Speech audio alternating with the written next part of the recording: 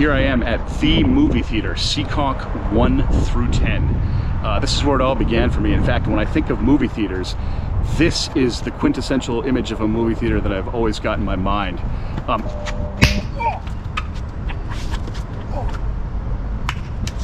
Piece of shit. Hey, I'm taking over the show from Sam because it's about time he got somebody here who knows what the hell he's doing. My name is Paul Kandarian. I'm a local actor. I'm from this very town, Seekonk, Massachusetts. We're here at Showcase Cinemas. I grew up right down the street, and as far as I know, I'm the most famous actor to ever come out of Seekonk. I could be wrong, but hey, if I'm right, come on, let's go. Anyway, this theater was a huge part of my upbringing. I lived literally not even a tenth of a half a mile maybe down the street on Cole Street in Seekonk. Used to come here to movies all the time. It opened, I think it was in 74, something like that.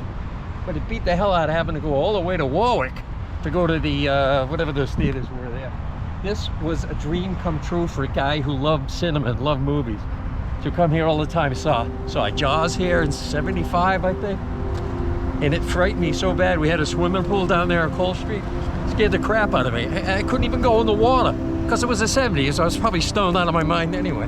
So Blazing Saddles here, Godfather 1 and 2, so many good movies, dramas, comedies, you name it. This was the place to be, and it was so popular. They built another one across the street, a smaller one. There's now a fireplace store, I think. So many memories here. It's just an incredible experience.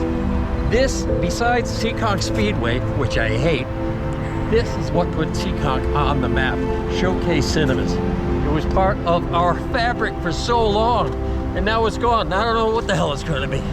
I'm thinking senior housing, so I could use a bed right about now. Waka waka waka, guys! Woo! Back to the frame rate, twisters. This is nonsense. Thought we were gonna be here talking back to the frame rate. So 2024 is our year! Ah! Hey, I'm Nathan Suher. I am the host of Back to the Frame Rate and a filmmaker. Here just to reminisce just for a moment about my memories of the Seekonk Showcase 1 through 10, I guess it is. If I had to distill it down to one memory, and it's hard to do because I made a list of probably like 30 movies I remember seeing at that theater. And there's one thing that comes to mind. In 1989, I had a cat that passed away, got hit by a car. This is a kind of a sad story, but this is what the showcase, going to the movies, meant to me. That night, my parents had to cheer me up somehow, and they took me to the theater and we saw Ghostbusters 2. Maybe not the most appropriate thing to see, but I needed a good comedy, and not the best Ghostbusters movie, but I just remember the experience of my parents and me walking to the theater, going right to, we went to the left ticket window, because there's two windows where you could buy tickets, and I got my popcorn and my drink, and I watched that movie, went out the back entrance, and I had a wonderful time. I got back in the car. I had not grieved yet over my dead cat. Got back in the car, and I just started bawling with my family. We all cried after the movie. What was the last movie you saw at that theater? Last movie I saw at that Showcase Cinema was Eyes Wide Shut. Wow. With my current wife, my only wife. Don't want to see that. Don't want to see that. But Lori, we saw while we were dating. We saw Eyes Wide Shut. That's awesome. You know, I remember the last movie I saw there. It actually, so that Seekonk Cinema closed in 2010. Yeah. Last movie I saw there, September 2005, Four Brothers with Mark Wahlberg. Yeah. That was my finale, and no one was at the theater. I went there, it was quiet. Well, I've got a story for you about Showcase Cinemas. I worked security in the parking lot, so the best part of that job was I would go up on the roof and I would get behind one of the bright lights. Showcase had the bright lights for the parking lot, and I would get right behind the bright lights, and again, if you looked up you couldn't see me, but I had binoculars, so I'm looking through the parking lot because we had cars come through occasionally. So this one car comes through, got my binoculars on, goes through the parking lot and out, and I thought, okay, we're okay. Came back in. When he came back in, I said, something's gonna happen. So, quick sip here. So I'm watching it. 6 guys, from what I could see with the binoculars, they looked to be early 20s, got out of the car, started breaking into the car. I'm like, oh my God, I can't believe what I'm seeing. So I ran as quickly as I could across the roof of the showcase roof.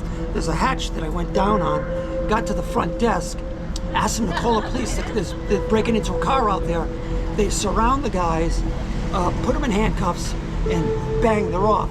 So before long, the cops tell me, Jim, can you go to trial and tell your story what happened? I said, sure, no problem. Just before I was going to go up on the stand, it was a break for lunch, and I'm watching it, and I go out for lunch, and I'm walking down the road a little bit, and I notice these kids behind me, and it's them, 6 of them. They surround me in a circle, and it's like, oh, this isn't good. And one of them says to me, hey, you didn't see anything, did you? And I'm like, what? I said, the parking lot, you didn't see anything.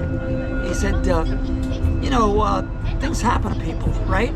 So I went back and I didn't testify, and the kids got let off. I was scared. Honest to God, I think the 70s was the second golden era of Hollywood. Well, the 60s, 70s, because that's when people were doing really, really cool stuff. Even the schlocky movies that I saw here, Irwin Allen's Towering Inferno, The Poseidon Adventure, all those disaster movies, they were great because they were on a big screen in a theater that was right down the street from my house. You saw all the great movies of the 70s here, and I was born in '81, so for me, this was my childhood movie theater. When I think of cinema or a movie theater, when someone says the word movie theater, this place is the first image I see because it's where I went to. And now it's like a moderately sized theater, but when I was a kid, it seemed huge. And so 80s films like Indiana Jones and the Last Crusade, Roger Rabbit, I saw Willow. But here I saw Blazing Saddles, I saw Godfather 1 and 2. Oh God, you name it. All the Mel Brooks movies, all the best movies of the 70s I saw here, and it solidified my love for theater. And honestly, I think I always wanted to be an actor, but I never had the balls to try it. But I think all the movies that I saw here provided the background, provided the education that I needed to become an actor.